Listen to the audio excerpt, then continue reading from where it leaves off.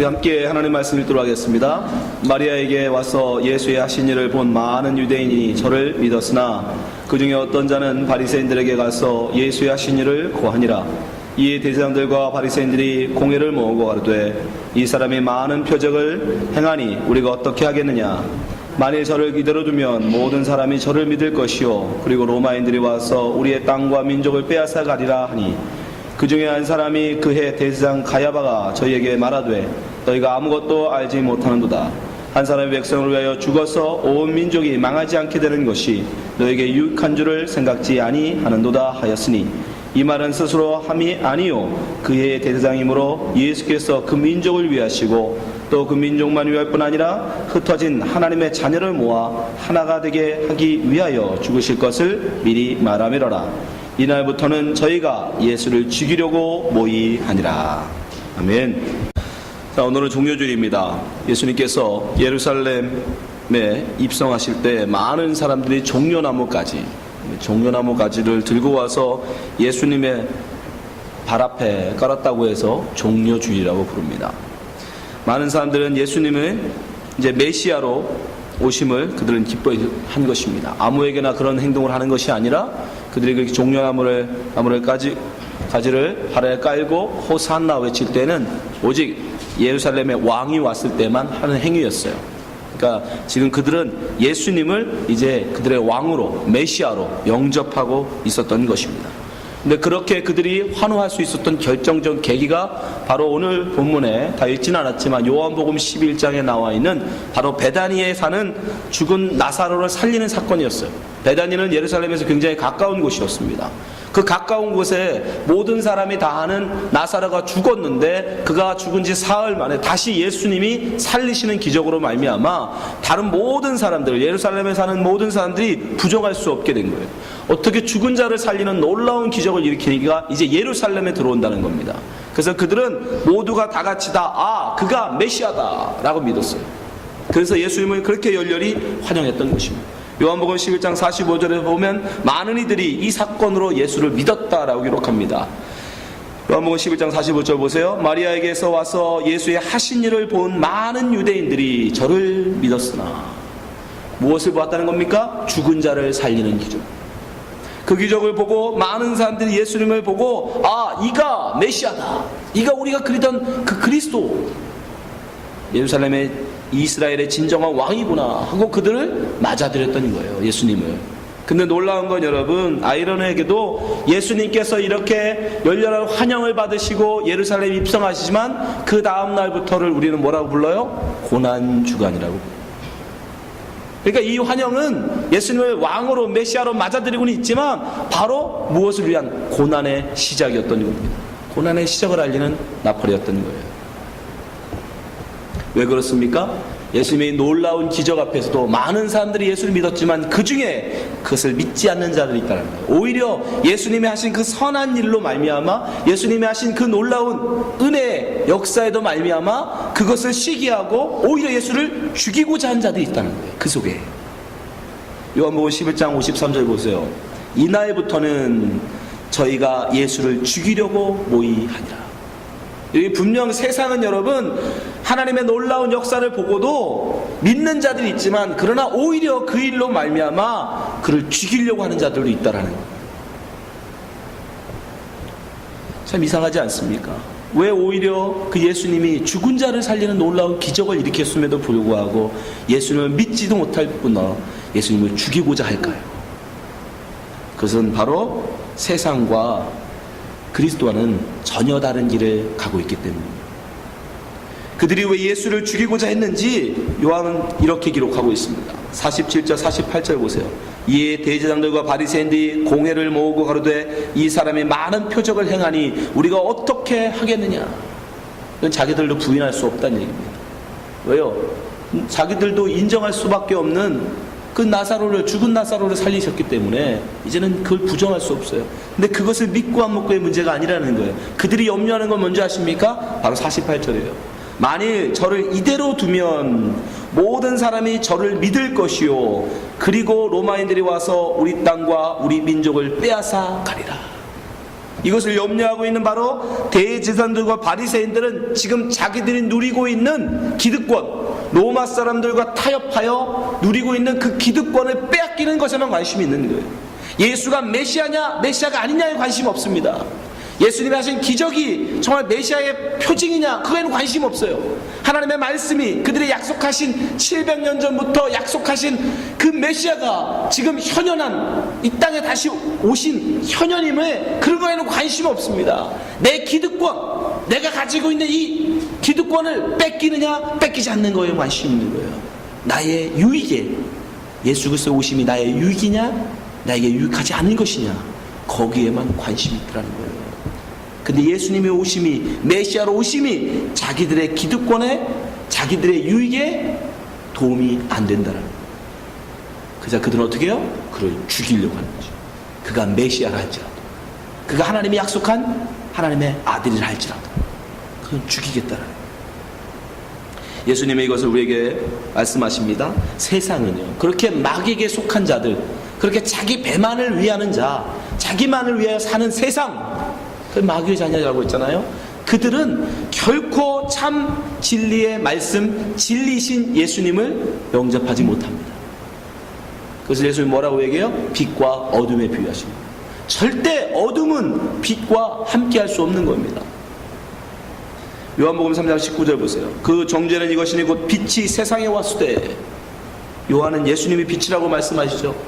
사람들이 자기 행위가 악함으로 빛보다 어둠을 더 사랑하는 것이니라. 악을 행하는 자마다 빛을 미워하여 빛으로 오지 아니하나니 이는 그 행위가 드러날까 하며, 진리를 쫓는 자는 빛으로 오나니 이는 그 행위가 하나님 안에서 행한 것임을 나타내려 함이라 하시니라. 예수님은 지금 뭐라고 말씀하시는 거예요? 예수님이 빛이라고 그러면 그 세상에 속한 자들은 어둠이다라는 거예요. 그 말은 뭡니까? 절대 그 어둠과 빛은 함께할 수 없듯이 세상과 그리스도 주님은 함께할 수 없다는 것을 말씀하고 계십니다. 그래서 예수님이 아무리 그리스도이심을, 메시아임을 드러내는 표적을 그들에게 보여줘도 그들은 오히려 그것으로 예수를 죽이려고 하는 그런 악한 짓을 하더라고요. 심지어 그뿐이 아닙니다. 그들은 오히려 하나님 말씀을 이용해서면서까지 예수를 죽이려고 해요. 요한복음 11장 49절에서 52절 보세요. 그 중에 한 사람이 그해 대제사장 가야바가 저에게 말하되 너희가 아무것도 알지 못하는도다. 한 사람이 백성을 위하여 죽어서 온 민족이 망하지 않게 되는 것이 너에게 유익한 줄을 생각지 아니하는도다 하였으니, 이 말은 스스로 함이 아니요 그의 대제사장이므로 예수께서 그 민족을 위하시고 또 민족을 위할 뿐 아니라 흩어진 하나님의 자녀를 모아 하나가 되게 하기 위하여 죽으실 것을 미리 말함이로라. 그들은요 누구보다도 구약에 능통했던 사람들입니다. 그래서 예수 그리스도 메시아의 오심을 대해서 그들은 정확하게 이해하고 있었어요. 예수님이 왜 이 땅에 오셔야 하는지, 그리스도께서 왜 이 땅에 육신을 가지고 이 땅에 오셔야 하는지도 분명히 알고 있었던 것입니다. 바울 사도도 분명히 말하죠. 로마서 5장 14절. 그러나 아담으로부터 모세까지 아담의 범죄와 같은 죄를 짓지 아니한 자들 위에도 사망이 왕노릇하였나니 아담은 오실 자의 표상이니라. 그러나 이 은사는 그 범죄와 같지 아니하나니 곧 한 사람의 범죄를 인하여 많은 사람이 죽었은즉 더욱 하나님의 은혜와 또 한 사람 예수 그리스도의 은혜로 말미암아 선물이 많은 사람에게 넘쳤으리라. 예, 대제사장 가야바가 한 말은 맞습니다. 그것을 대표의 원리라고 그래요. 예수 그리스도 한 사람의 죽음으로 말미암아 모든 사람이 구원을 얻는 이 대표의 원리가 아담으로부터 예표되어 있었던 것입니다. 그것을 대제사장은 정확하게 알고 있었어요. 그렇다면 오히려 더 이것을 알 수 있는, 말씀을 알고 있는 그는 어떻게 돼요? 그 예수님 발 앞에 엎드려 당신이 그분이시군요, 그 약속하신 그분이군요 라고 엎드려야 하는데 오히려 그러니까 죽이자,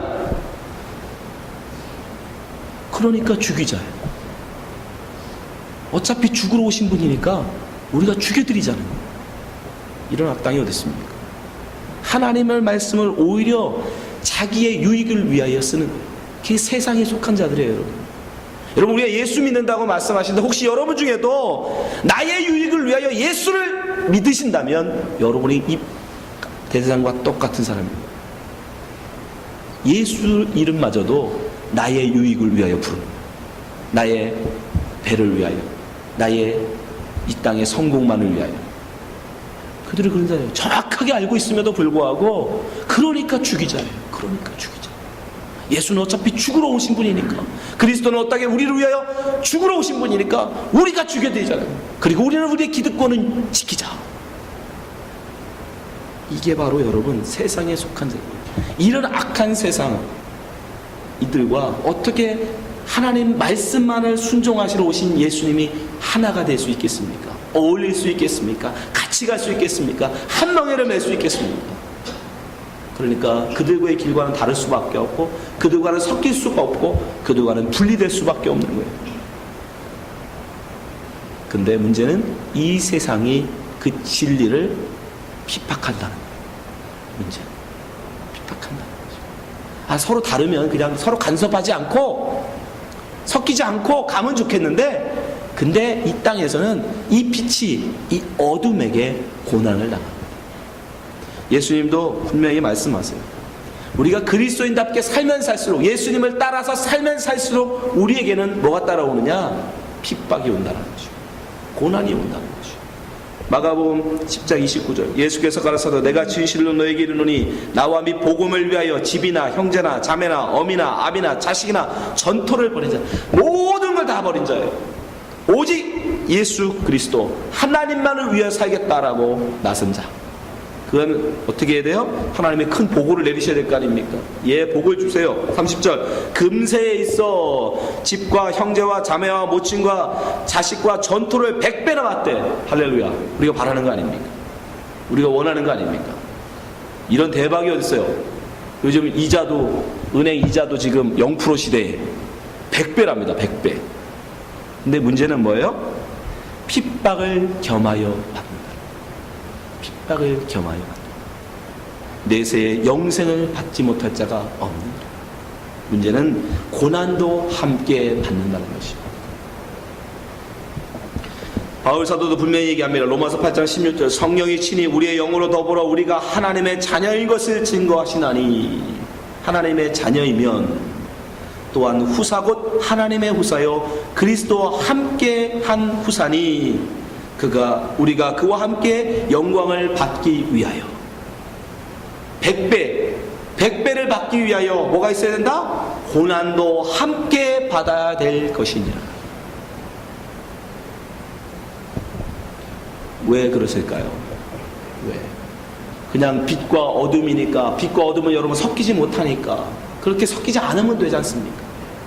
그렇게 하게 하실 수 있잖아요. 하나님은 그들의 진리로 세상의 말과 하나님의 말을 따르는 자들을 그냥 섞이지 않게 하시면 되잖아요. 근데 왜 하필이면 이 세상에게 이 빛이 고난을 당하게 하십니까? 왜 세상에 그 속한 자들이, 그 마귀의 권세 잡은 자들이 예수님을 매질하고 핍박하고 고난을 당하게 하십니까? 안 하실 수 있잖아요. 세상은 여러분 오히려 빛이 나오면 어둠은 저절로 물러가야 되는 것입니다. 그럼에도 불구하고 그렇지 않다라는 거예요. 예수님은, 왜 하나님은 우리를 그렇게 만드실까요? 분명히 예수님은 계속적으로 요한복음 8장 12절에도 말씀하시죠. 예수께서 또 일러 가라사대 나는 세상의 빛이니 나를 따르는 자는 어두움에 다니지 아니하고 생명의 빛을 얻으리라. 바리새인들이 가로되 내가 너를 위하여 증거하니 내 증거는 참되지 아니하도다. 예수께서 대답하여 가시되 내가 나를 위하여 증거하여도 내 증거가 참되니 나는 내가 어디서 오며 어디로 가는 것을 알미거니와 너희는 내가 어디서 오며 어디로 가는 것을 알지 못하는다. 그들은 몰라요. 그들은 알지는 못하기 때문에 그 길을 가지 않는다는 거예요. 그 세상에 가는 길과 그리스도인의 가는 길이 전혀 다르다라는 거예요. 전혀 다른 거예요. 여러분이 세상으로부터 아무런 고난을 당하지 않고 있다면, 아무런 어려움을 당하지 않고 있다면, 이 세상에 사는데 너무 자연스럽다면 여러분은 지금 세상과 같은 길을 가고 있다는 증거입니다. 예수님 분명히 우리에게 말씀하시잖아요. 빛의 자녀들은, 하나님의 자녀들은 이들이 전혀 알지도 못하는 길을 간다는데 어떻게 그들과 아무런 차이가 없이 갈 수 있습니까? 그럴 수가 없는. 분명히 우리는 이 땅 가운데서 어려움, 고난 당하고 살 수밖에 없다고 얘기합니다. 베드로전서 2장 1절에 보면 베드로 우리에게 이렇게 말합니다. 죄가 있어 매를 맞고 참으면 무슨 칭찬이 있으리요? 오직 선을 행함으로 고난을 받고 참으면 이는 하나님 앞에 아름다움이니라. 이를 위하여 너희가 부르심을 입었으니. 하나님이 우리를 왜 불렀어요? 여러분의 100배의 복을 주시려고? 이 땅에서 성공, 이 땅에서의 자랑, 이 땅의 인기, 이 땅의 영화, 그거 주시려고 하나님 부르셨습니까? 아니요. 그리스도인들은 이 땅에서 왜 불렀느냐? 하나님을 위하여 선한 일을 행함으로 고난받게 하시려고. 악한 일을 하면서 고난당하는 건 당연한 겁니다. 여러분, 그걸 가지고 주님 앞에 이야기할 수 없어요. 선한 일을 하셨음에도 불구하고, 죽은 자를 살리는 기적을 행하셨음에도 불구하고 고난 나가신 예수님처럼 우리는 세상에 볼 때 선한 일을 했음에도 불구하고 오히려 고난을 당하는 것으로 주님이 우리를 부르셨다는 겁니다. 그리스도도 너희를 위하여 고난을 받으사 너에게 본을 끼쳐 그 자취를 따라오게 하려 하셨습니다. 여러분, 고난주간에 여러분 예수님이 얼마나 아프셨을까? 예수님이 얼마나 힘드셨을까? 여러분, 그런 소리 하지 마세요. 그 예수님 당하는 고난을 우리한테 의미하라고 있는 게 아닙니다. 우리가 당해야 될 고난이에요. 예수님이 그 길 가셨으니 나도 그 길 가야지. 그게 참 그리스도인입니다. 예수님이 당하신 조롱, 예수님이 당하신 그 모욕, 여러분, 우리가 참되게 그리스도인답게 이 땅을 살아가면 반드시 우리에게도 그것이 와요. 왜요? 세상은 거짓되어 있기 때문에. 세상은 악하기 때문에 선한 것을 보면 핍박합니다. 죽이려고 합니다. 모욕합니다. 그래서 수많은 성경의 의인들이 이 땅에 살아가는 동안 힘든 나날들을 보냈어요. 왜 악인들은 다 잘 되는데 하나님 앞에 바르게 살겠다는 나에게 이런 어려움과 고난과 아픔을 주십니까? 그걸로 울부짖었어요. 하나님의 참 말씀을 전제 선포했던 모든 선지자들은 다 맞아 죽었어요. 왜요? 진리의 말을 그들은 듣고 싶어 하지 않아요. 거짓의 말만 좋아합니다. 아벨을 보세요. 아벨. 그가 뭐 맞아 죽을 짓을 했습니까? 형한테 무슨 미운 짓을 했어요? 형 논을 달라고 그랬습니까? 형 곡식을 달라고 그랬습니까? 형한테 뭘 잘못했다고? 그저 하나님 앞에 바른 제사 하나 드렸다고 형이 때려 죽였어요. 그리고 놀라운 건요, 다음 주에 사회부 배웠지만, 그런데 하나님 오히려 그 가인은 세상에서 또 떵떵거리고 살게 하신다라는 거예요. 그리고 가인은 하나님이 벌 주지 않으시고 그에게 표를 주어서 아무도 그 못 죽이게 하고, 그 가인에 가서 뭐 했어요? 성 쌌어요. 에녹성. 도시를 세웠어요. 문명을 세웠어요. 그 자식들은 수없이 번창했어요. 이게 무슨 일이에요? 하나님의 백성은, 정말 진실하게 살겠다는 하나님의 백성 아벨은 들에 가서 맞아 죽어서 그 시신조차도 아무도 모르게 없어져 버렸는데, 그 살인자 가인은 떵떵거리고 세상에서 큰 성 쌓고, 예? 엄청나게 많은 자식들을 낳으며 그러고 살더라. 그리고 그게 근데 정상이에요. 반드시 그렇게 됩니다. 하박국이 분명히 얘기하죠. 하박국 1장 13절. 주께서는 눈이 정결하심으로 악을 참아 보지 못하시며 패역을 참아 보지 못하시거늘 어찌하여 괴일한 자들을 방관하시며 악인이 자기보다 의로운 사람을 삼키되 참전하시나이까. 주께서 어찌하여 사람으로 바다에 어적 같게 하시며 주권자 없는 곤충 같게 하시나이까. 하나님 믿는 사람들은요, 별별 바다에 물고기 같더라는 거예요. 그물에 잡히는 그 물고기들 곤충 같더라는 거예요. 밟으면 죽을 수밖에 없는 곤충, 힘없는 존재. 그가 낚시로 모두 취하며 그물을 잡으며 초막으로 모으고 인하여 기뻐하고 즐거워하며, 악인들은 그물을 제사하며 초막 앞에 분향하오니. 왜요? 자기들에게 많은 재물을 갖다 주니까 그것을 힘입어 소득이 풍부하고 식물이 풍성케 됩니다. 누구가? 하나님을 모르는 악당들, 죄인들. 이 세상은 오히려 그렇게 풍부하고 잘 먹고 잘 살더라는 겁니다. 17절. 그가 그물을 덜고는 연하여 늘 열국을 살육함이 옳으니까. 이게 하나님 옳은 겁니까? 이게 맞는 겁니까? 이게 말이 됩니까? 왜 하나님을 믿고자 의롭게 진실되게 하나님의 백성답게 살고자 하는 그리스도인들에게는 이런 아픔과 고난을 주시나이까? 하나님 모르는 백성들은 더 잘 되는 거예요. 그때 하나님 뭐라고 말씀하세요? 하박국 2장 4절. 보라, 그 마음은 교만하며 그의 속에서 정직하지 못하니라. 악인들은 그렇더라. 그러나 의인은 믿음으로 말미암아 살리라. 오직 믿음만으로 사는지 살지 않는지를 보시려고 하나님 우리에게 고난을 주시더라는 거예요.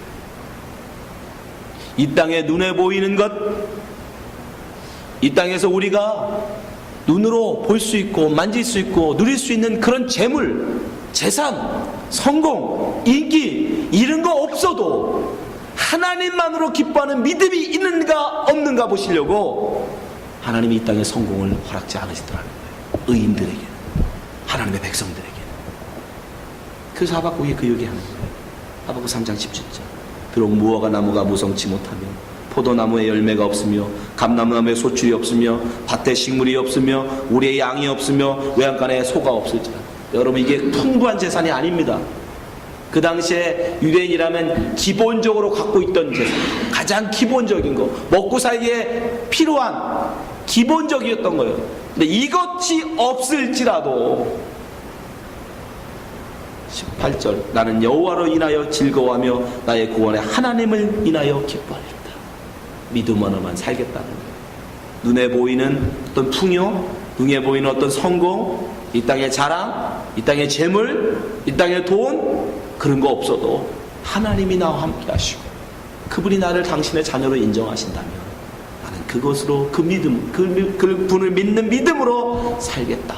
19절, 왜? 주는 여호와는 나의 힘이시라.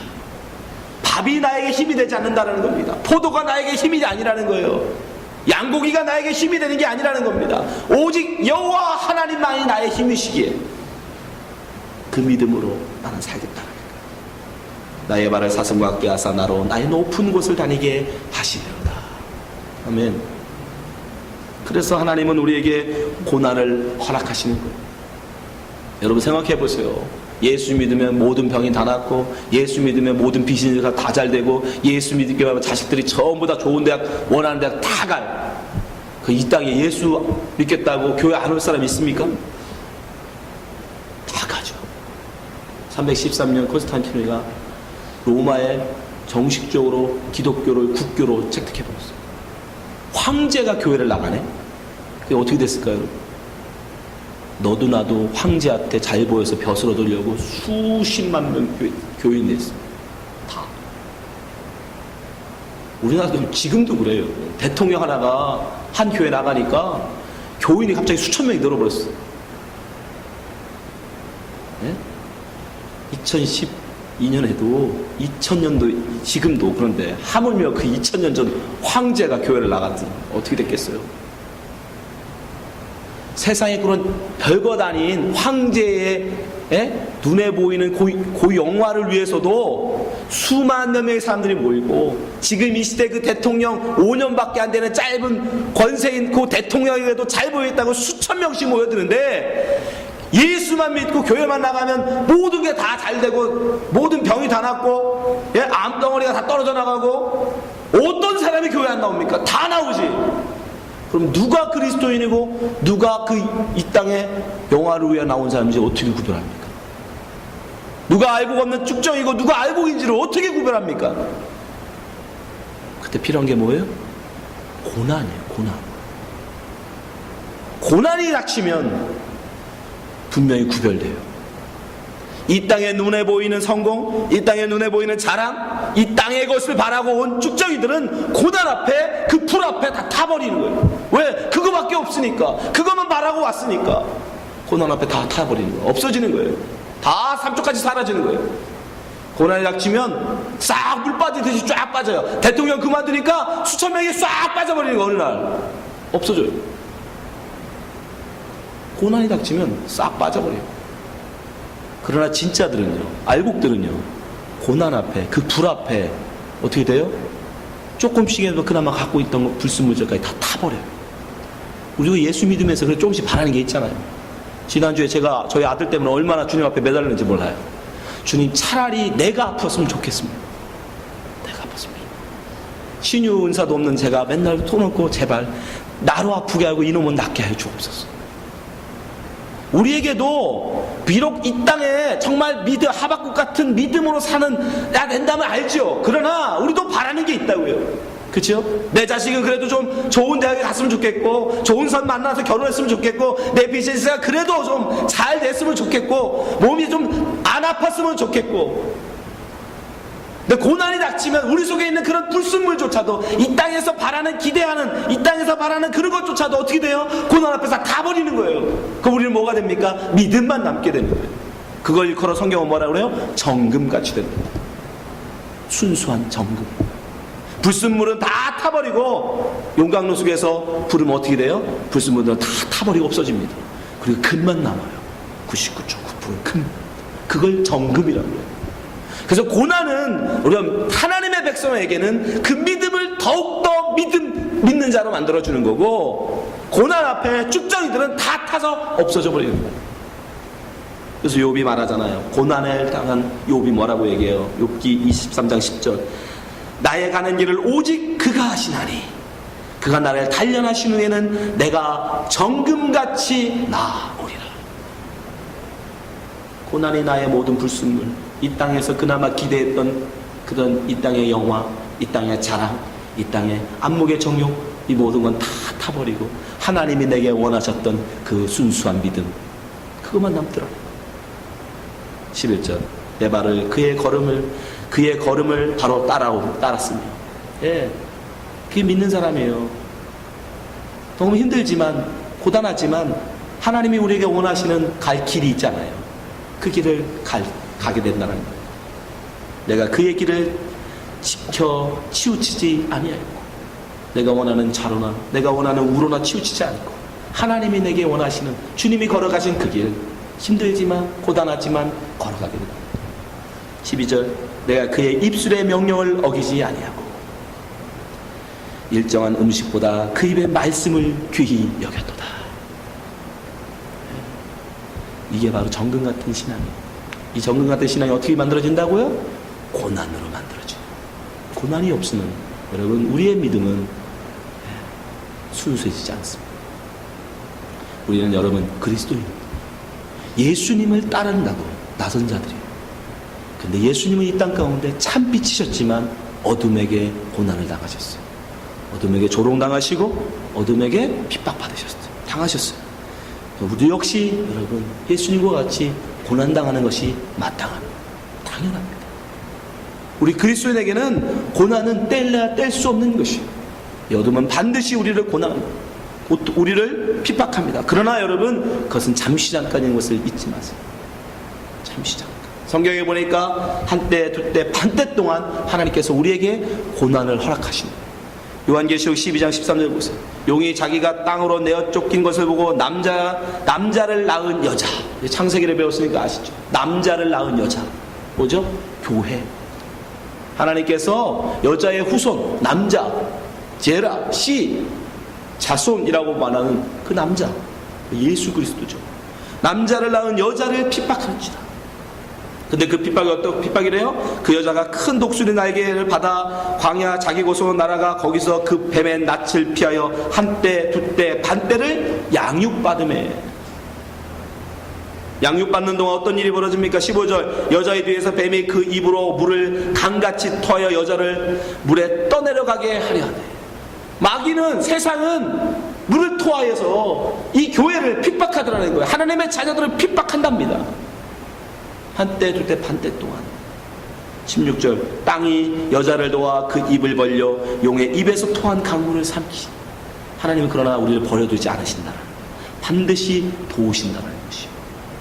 17절. 용이 여자에게 분노하여 돌아가서 그 여자의 남은 자손 곧 하나님의 계명을 지키며 예수의 증거를 가진 자들로 더불어 싸우려고 바다 모래 위에 섰더라.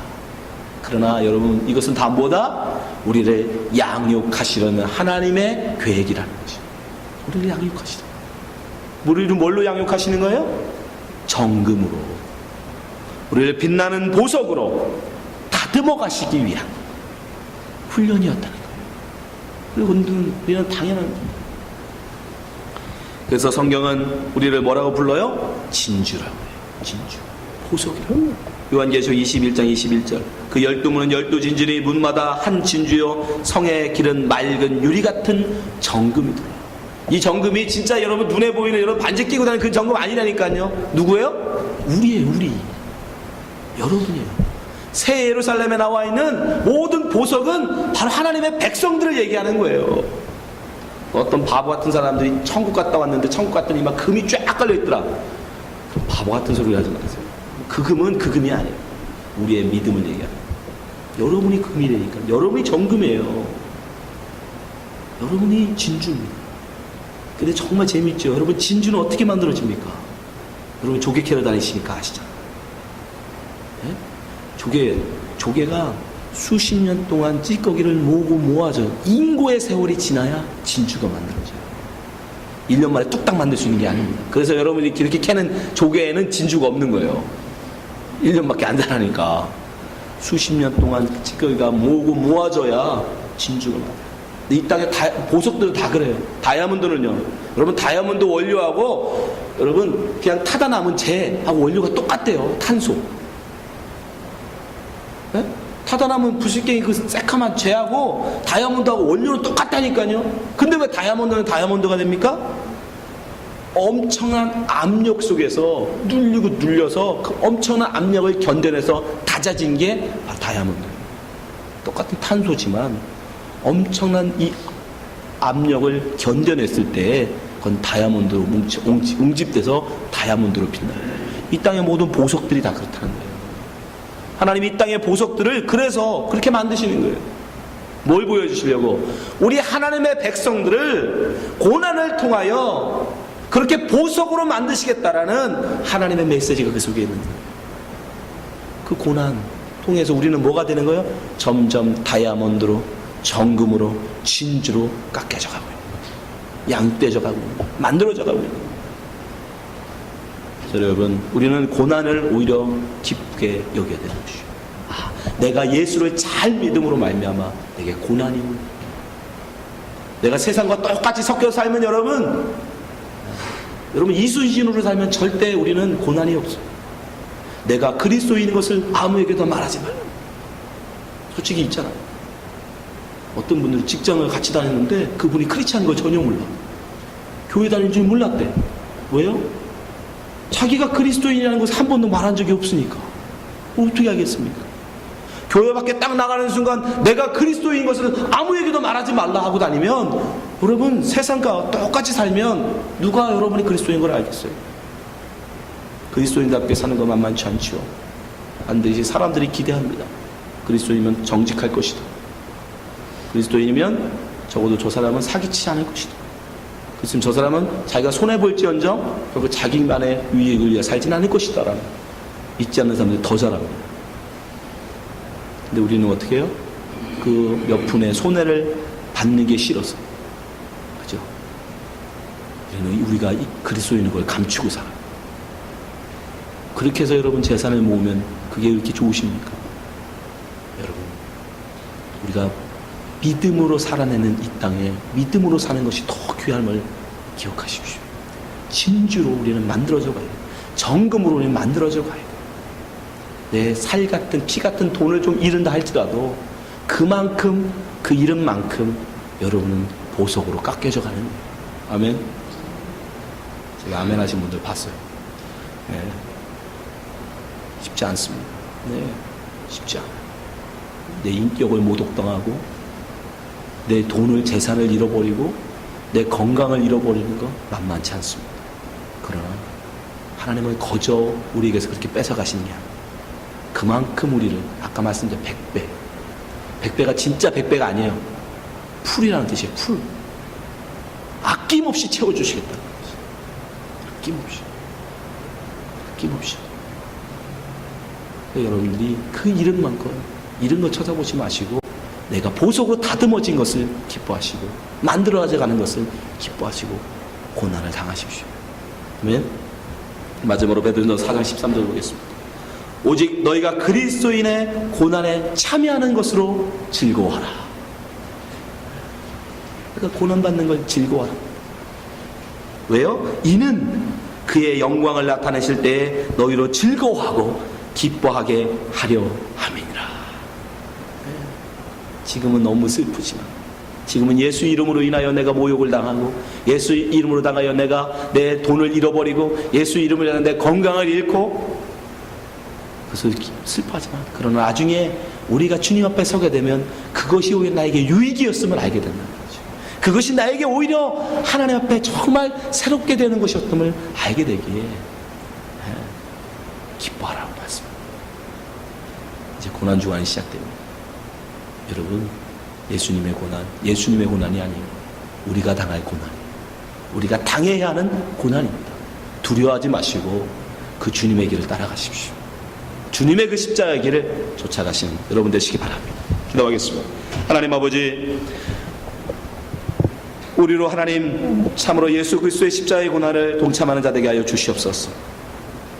예수님께서 능히 모든 일을 멸할 수 있는 능력이 있음에도 불구하고 하나님은 기꺼이 그들이 뱉는 침을 당하셨고, 그들이 때리는 매를 맞으셨고, 그들이 옷을 벗길지라도 거기에 정찬히 하시고 하나님 그 모든 모욕과 수치를 당하셨습니다. 주님, 우리 역시 하나님 세상에서 바르게 그리스도인답게 살려면 예수 그리스도의 그 십자가의 고난 우리도 당해야 되는 줄 압니다. 그러나 아직 우리는 두렵습니다. 그러나 아직 우리는 하나님 그것이 떨립니다. 그러나 성령께서 우리와 함께 하실 때 우리가 능히 그 일을 당할 줄 믿사오니 이 땅에서 조금 건강을 잃는 것, 이 땅에서 내 명예를 잃는 것, 이 땅에서 내 재산을 잃는 것으로 두려워하지 않게 하시고 주님과 더 가까워지는 것으로 기뻐하고 주님 보시기에 더 기쁜 자로 세워짐을 기뻐하는 주의 백성 되게 하여 주시옵소서. 예수님 이름으로 기도합니다.